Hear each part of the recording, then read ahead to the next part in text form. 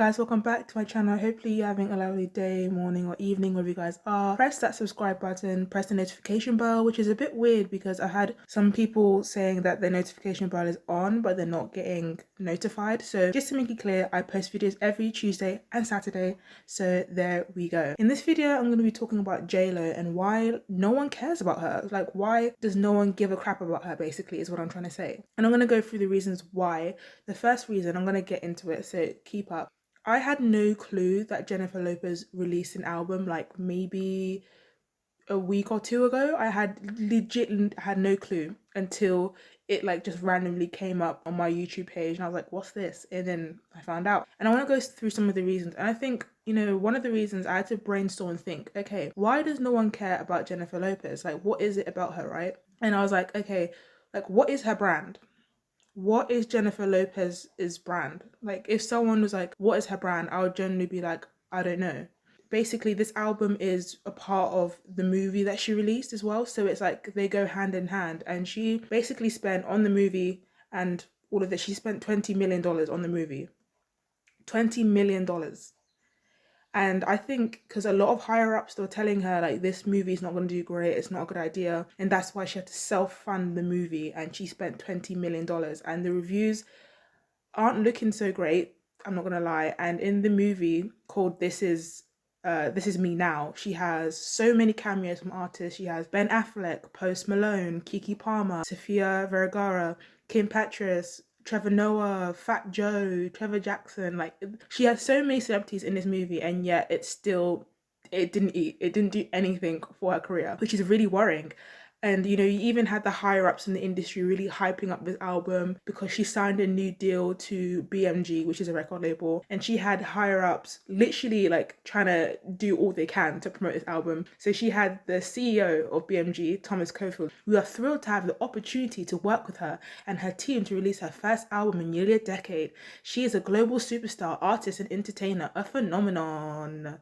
She had a BMG president, repertoire and marketing, Los Angeles and New York. Tom, I'm not going to say his surname, said, "We are both excited and proud to partner with Jennifer Lopez on this long-awaited sequel to This Is Me Then. Clearly written with love through experience, This Is Me Now is uplifting, inspiring. Jenny from the block is back at this point in her career when the message is even bigger." I'm sorry, but like, they were just really trying to hype this up. And do you want to know how much she sold first week, guys? 14,000 copies in the US.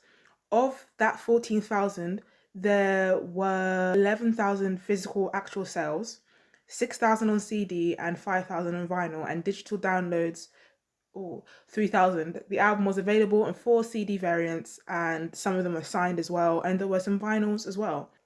Ooh, child, that is not great. I'm not gonna lie. And you guys, I'm not saying like you guys, but the general public always knock Nicki Minaj. They always don't give her credit for being relevant like this far in her career. But if we're gonna keep it all the way 100, it is so hard to continuously stay relevant. And I don't know what it is. I'm gonna go through the reasons why I think albums flop. And I think one of the reasons why this album flopped is, I'm not saying this album, but one reason why albums generally flop, just in general, is either they're genuinely terrible, the artist doesn't have their own fan base. So people like Chloe Bailey, Coyle Ray. So Chloe Bailey, basically their fan base is the Beehive. Coyle Ray's fan base at one time was the Barbs. But yeah, that's why it doesn't do very well.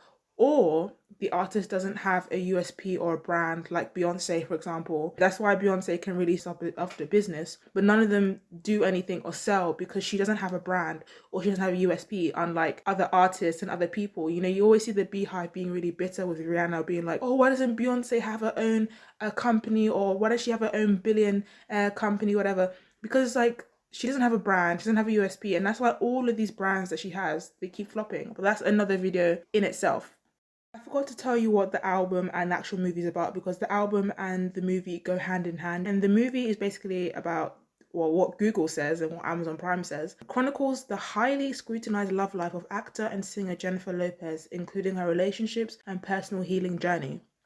Respectfully, I don't care. I really don't care about you talking about you and Ben Affleck breaking up and getting back together like 50,000 times. I really don't care. I don't know what it is about Jennifer Lopez, but to me, she's just so boring. Like, Like, Ben Affleck is already boring as it is. I don't even know how he got so far in, oh, I do. I don't even know how he got so far in the industry, to be fair. He is like a bland piece of chicken, let alone Jennifer Lopez as well, who is boring as hell as well. And the two of them together is just, like, I get why they're together because they're both just so boring. I don't really get the appeal of Ben Affleck, you know what I mean? Like, he just doesn't do it for me. I just don't really care. I don't think anyone really cares about their relationship like that. I'm here to tell you right now, we don't care. Let me tell you, we don't care. Like, no one cares, and I hate to be that person, but no one cares. You know what I mean?